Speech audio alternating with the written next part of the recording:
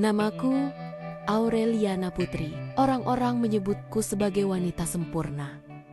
Direktur muda yang cantik, kaya, dan berkelas. Usia 32. Dan aku sudah berada di kursi yang banyak orang hanya bisa impikan. Pagi-pagiku dipenuhi dengan jadwal rapat di ruang ber-AC, dengan kaca besar yang menatap langit kota Jakarta.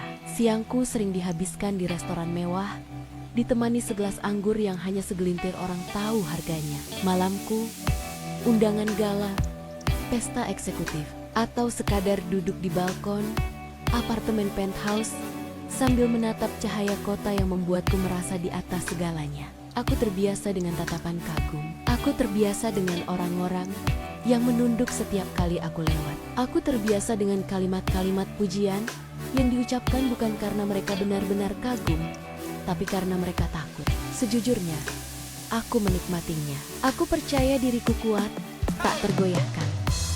Aku percaya hidupku sudah sempurna. Sampai hari itu, mobil hitamku melaju mulus ke halaman gedung. Sopirku turun seperti biasa, dan aku bersiap melangkah masuk dengan sepatu hak tinggi dan tas branded yang harganya bisa membeli gaji tahunan seorang staf biasa.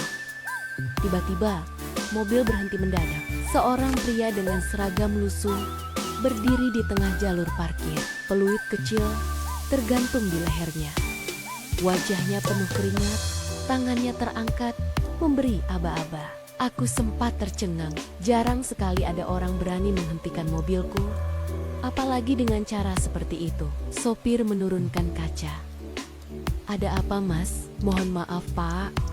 Jangan parkir di sini. Sudah penuh, rawan terserempet mobil lain." Aku langsung mencondongkan badan, menatapnya. "Kamu tahu siapa yang ada di mobil ini?" "Ini mobil direksi." Aku menunggu wajahnya berubah panik, menunggu dia minta maaf sambil menunduk. Tapi tidak, dia menatapku sekilas, bukan menantang, bukan juga merendah, tatapannya tenang. "Justru karena ibu penting, mobilnya harus aman. Kalau dipaksakan di sini, bisa bahaya." Aku terdiam sepersekian detik. Ada nada yakin dalam suaranya. Tidak kasar, tapi juga tidak tunduk. Aku mendengus, menyuruh sopirku jalan terus. Namun sepanjang perjalanan menuju lobi, wajahnya terus terbayang. Pria sederhana, dengan seragam lusuh, berani menegurku seolah aku bukan siapa-siapa. Dan tanpa kusadari, itulah awal dari retakan kecil di duniaku yang tampak sempurna. Hari-hariku berjalan seperti biasa. Agenda rapat menumpuk, presentasi di ruang konferensi yang penuh layar besar, panggilan telepon dari klien internasional, dan tumpukan berkas yang harus kuputuskan hanya dengan tanda tanganku. Semua orang melihatku sebagai wanita kuat. Aku sendiri pun percaya bahwa perusahaan ini berdiri di atas fondasi yang tak tergoyahkan. Namun, dunia ternyata punya cara sendiri untuk menunjukkan betapa rapuhnya sesuatu yang terlihat kokoh. Pagi itu, aku baru selesai memimpin rapat strategi. Tim keluar dengan wajah penuh semangat, seolah-olah semua rencana kami sudah aman. Aku duduk di kursi direkturku yang empuk, menyandarkan punggung sambil menatap ke jendela besar. Jakarta tampak sibuk, tapi bagiku semuanya terasa berada dalam kendali. Ketukan pelan di pintu memecah lamunanku. Sekretaris pribadiku, Rani, masuk dengan wajah pucat. "Bu, kita ada masalah besar." Aku mengerutkan dahi. "Masalah apa? Jadwal sudah beres kan?" Dia menelan ludah. "Investor utama kita menarik semua dananya." Aku langsung menegakkan tubuhku. "Apa? Tidak mungkin. Kita baru menandatangani perjanjian bulan lalu." Rani menunduk, suaranya bergetar. "Benar, Bu. Tapi tadi pagi semua dana sudah ditarik. Mereka tidak bisa melanjutkan kerjasama." Tanganku gemetar di atas meja. Aku mencoba tersenyum, menenangkan diri, tapi jantungku berdegup kencang, seolah lantai di bawahku berguncang. Investor itu adalah tulang punggung perusahaan. Tanpa mereka, rencana ekspansi yang selama ini kami gembar-gemborkan bisa hancur dalam sekejap. Aku memanggil tim manajemen. Rapat darurat berlangsung berjam-jam, penuh suara panik yang berusaha ditutupi dengan istilah profesional. Cash flow kita bisa bertahan 3 bulan, Bu.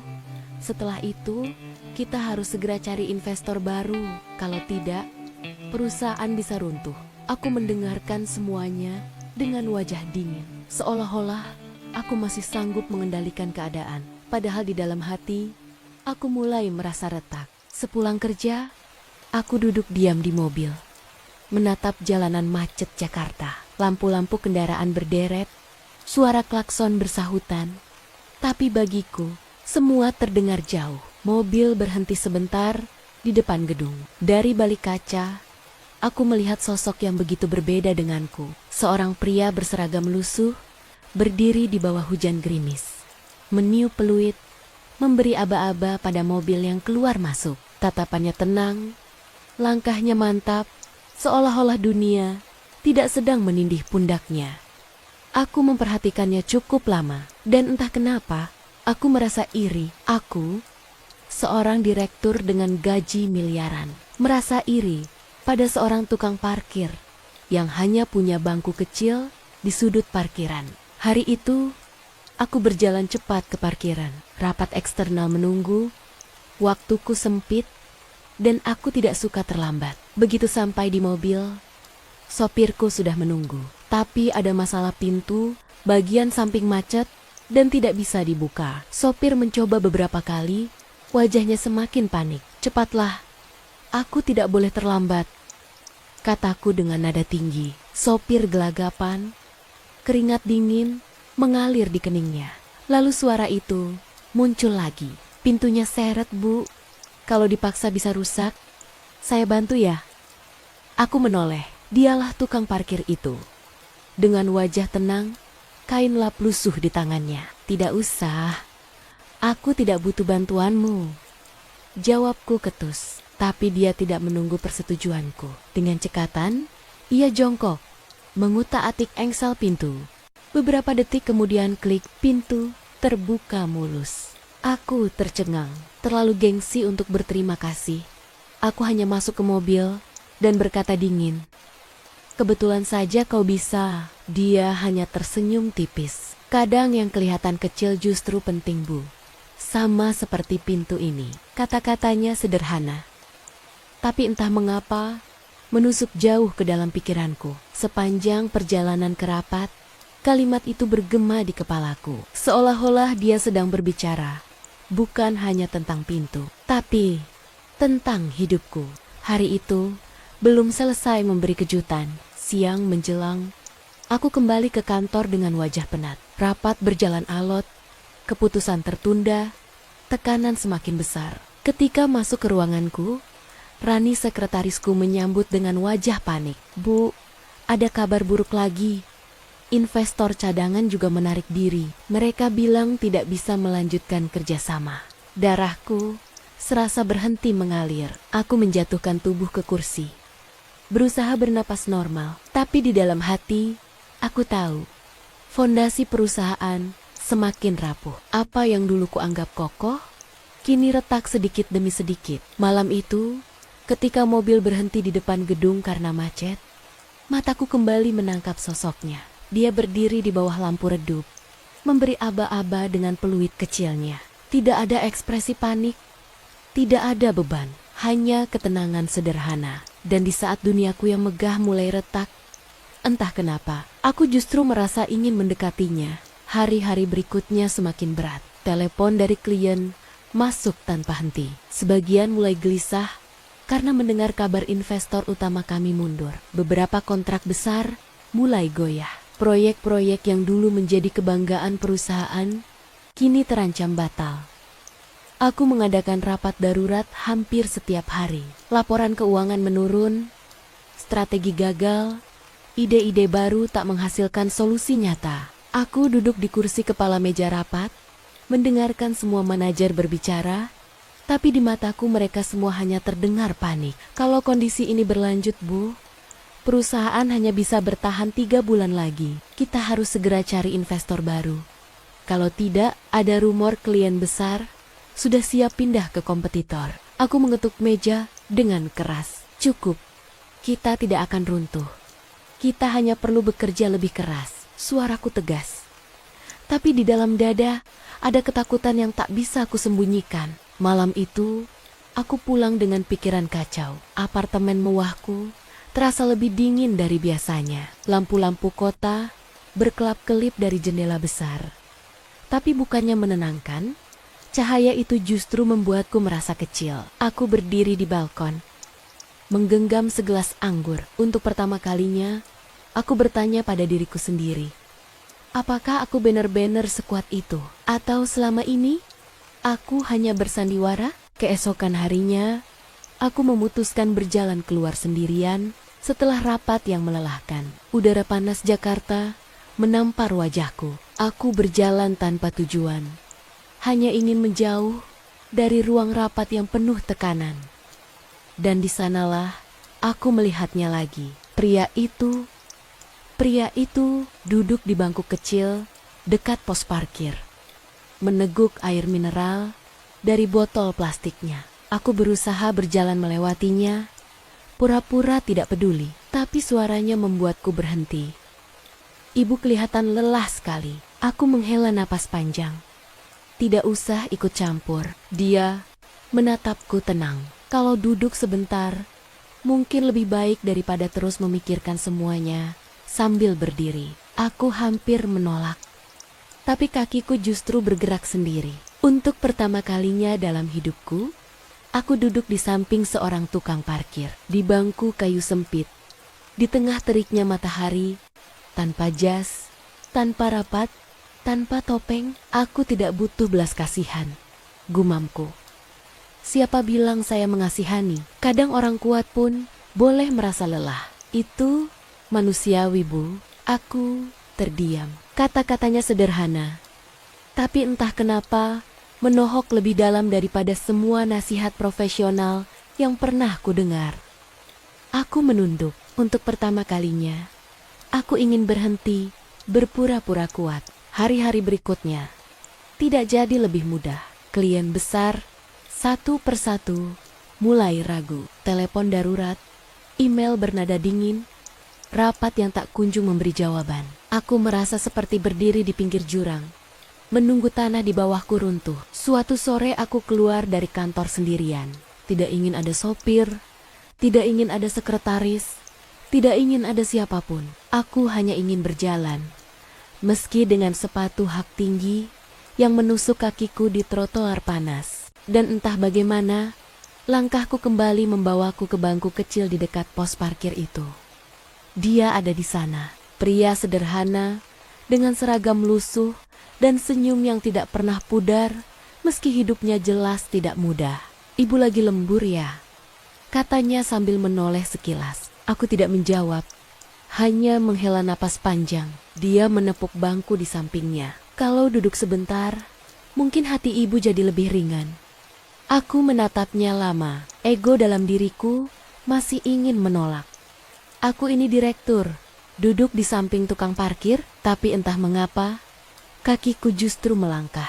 Aku duduk. Untuk pertama kalinya, aku merasa tenang di tempat yang begitu sederhana. Aku tidak butuh belas kasihan, kataku dengan nada dingin.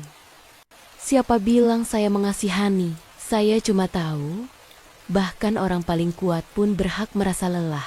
Kalimat itu menusuk dadaku. Selama ini aku terbiasa dikelilingi orang yang memujiku, menuruti perintahku, atau mencoba mencari keuntungan dariku. Pria ini tidak melakukan itu. Dia melihatku bukan sebagai direktur, tapi sebagai manusia. Sejak hari itu, aku mulai sering berbicara dengannya. Tidak setiap hari, tapi cukup sering untuk membuatku menunggu momen itu. Kadang hanya obrolan ringan tentang cuaca, tentang kendaraan di parkiran. Kadang tentang pekerjaanku, tentang betapa rumitnya menjaga sebuah perusahaan di tengah badai. Dia tidak pernah banyak bicara, hanya mendengar, kadang mengangguk, kadang melempar 1-2 kalimat sederhana yang justru terasa seperti pelukan. Kalau semua orang menjauh, bukan berarti ibu sendirian. Mungkin Tuhan sedang menyiapkan orang yang tepat untuk tetap ada di sisi ibu. Kata-katanya membuatku tercekat. Entah kenapa, malam itu aku pulang dengan dada yang terasa lebih ringan. Hari itu aku menerima kabar yang paling menyesakan sejak aku memimpin perusahaan ini. Investor baru yang selama berminggu-minggu kuharapkan menolak menanamkan modal. Presentasi panjang, rapat maraton, perjalanan bisnis, semua sia-sia. Sore harinya, telepon masuk dari klien terbesar kami. Dengan nada dingin, mereka memutuskan kerjasama. Alasannya sederhana, kami butuh stabilitas, dan perusahaan Anda tidak bisa menjaminnya. Hari-hari berikutnya, aku semakin sering menemukannya secara kebetulan. Saat lift macet, aku menunggu di lobi, dan dia datang membawa air mineral untukku. Saat aku kehilangan kunci mobil, ternyata kunci itu jatuh di dekat posnya. Bahkan saat hujan deras, ketika aku hampir tergelincir, dia sigap menopang tubuhku. Setiap pertemuan, aku semakin sulit menyangkal satu hal. Ada sesuatu dalam dirinya yang membuatku nyaman.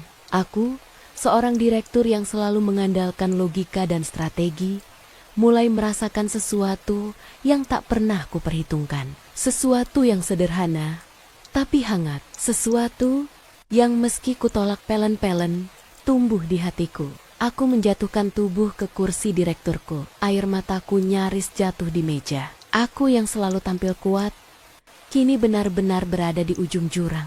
Malam itu, aku berdiri di balkon apartemen. Lampu-lampu kota Jakarta berkelap-kelip di kejauhan. Biasanya, cahaya itu membuatku merasa berkuasa. Tapi malam itu, cahaya yang sama terasa jauh, dingin, dan asing. Aku menatap bayangan diriku di kaca. Seorang wanita dengan setelan rapi, riasan sempurna, tapi matanya kosong. Apakah ini benar-benar aku?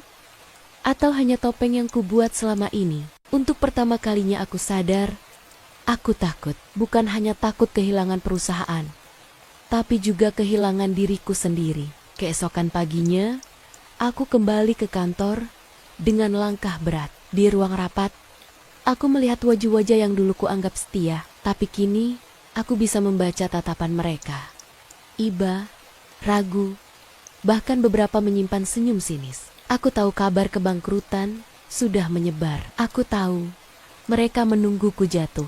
Aku menghela napas panjang, lalu menatap semua manajer senior yang hadir.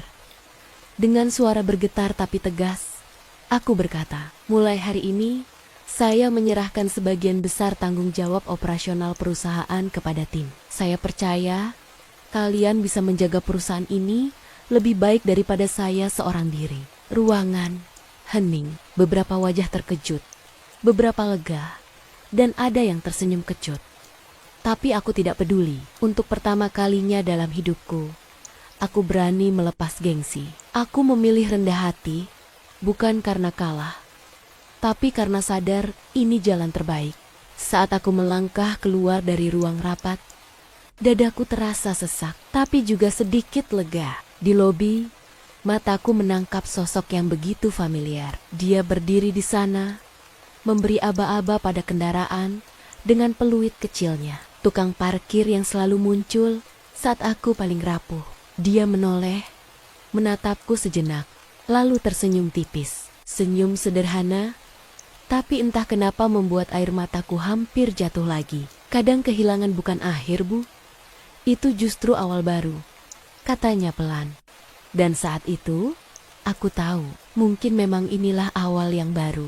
Hari-hari setelah aku melepas sebagian besar jabatanku, terasa aneh. Tidak ada lagi tekanan rapat maraton, tidak ada lagi tuntutan untuk selalu terlihat sempurna. Untuk pertama kalinya, aku bisa bernapas lebih lega. Dan entah kenapa, dalam setiap jeda waktu kosong itu, aku sering menemukannya. Pria sederhana, berseragam lusuh itu, tukang parkir yang dulu kupandang sebelah mata. Kadang aku sengaja turun lebih awal, hanya untuk berbicara sebentar dengannya. Kadang aku pura-pura menunggu sopir, padahal aku ingin duduk di bangku kayu dekat posnya. Obrolan kami tidak pernah panjang, tapi setiap kata darinya selalu terasa jujur, tulus, dan menenangkan. Kalau semua ini terasa berat, Bu, Jangan dipikul sendirian. Kadang berbagi cerita bisa membuatnya setengah lebih ringan. Aku tersenyum samar. Dulu aku dikelilingi oleh orang-orang yang hanya tahu cara memujiku atau mencari keuntungan. Tapi pria ini berbeda. Dia mendengarku tanpa menghakimi. Hari-hari berikutnya, aku semakin sering menghabiskan waktu dengannya. Kami berbicara tentang banyak hal, bukan hanya bisnis, tapi juga hal-hal kecil yang sering kulupakan. Tentang bagaimana susahnya mencari tempat parkir di kota besar, tentang keluhan pengendara yang terburu-buru, tentang bagaimana hujan bisa membuat pekerjaannya semakin berat, tapi dia tetap tersenyum. Aku mendengarkannya, dan entah kenapa, hatiku hangat. Malam-malamku yang dulu penuh kecemasan, kini terasa berbeda. Bukan karena masalah hilang, tapi karena aku tahu, aku tidak lagi sendirian. Suatu sore, setelah seharian bekerja, aku duduk di bangku kecil dekat posnya. Dia menatapku dengan serius, sesuatu yang jarang kulihat dari wajahnya. Bu, sukses itu bukan cuma soal bertahan hidup, tapi juga soal membuat hidup orang lain jadi lebih baik. Dia berhenti sebentar, lalu menambahkan, dan saya yakin ibu bisa melakukannya tanpa harus kehilangan diri sendiri. Aku tercekat.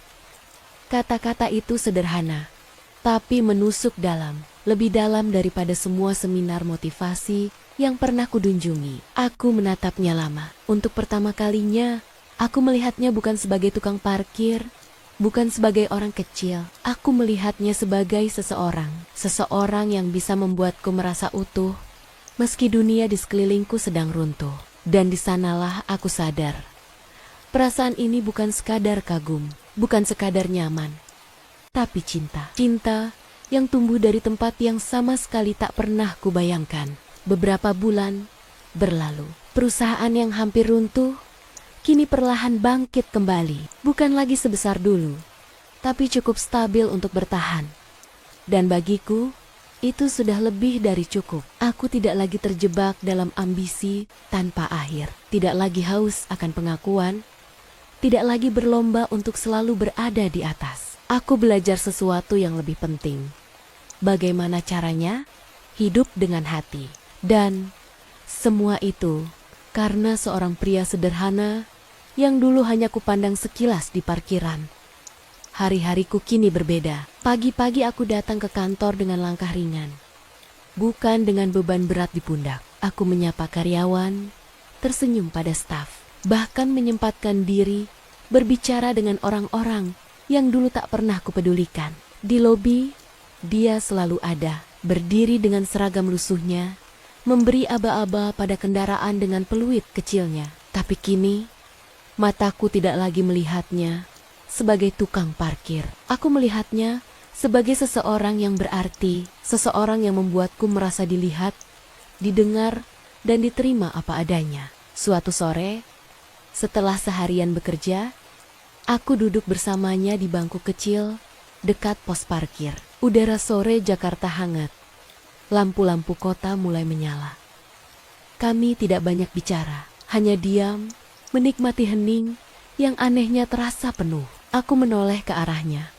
Dia tersenyum, senyum sederhana, tapi tulus. Saat itulah aku sadar, kebahagiaan tidak pernah datang dari status, jabatan, atau kekayaan. Kebahagiaan datang dari hati yang berani terbuka. Dari seseorang yang mau menemani kita, meski dunia menganggapnya bukan siapa-siapa. Takdir membawaku jatuh, kehilangan segalanya yang dulu kuanggap penting.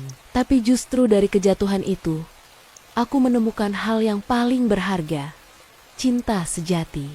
Dan cinta itu ada di pelukan seorang tukang parkir.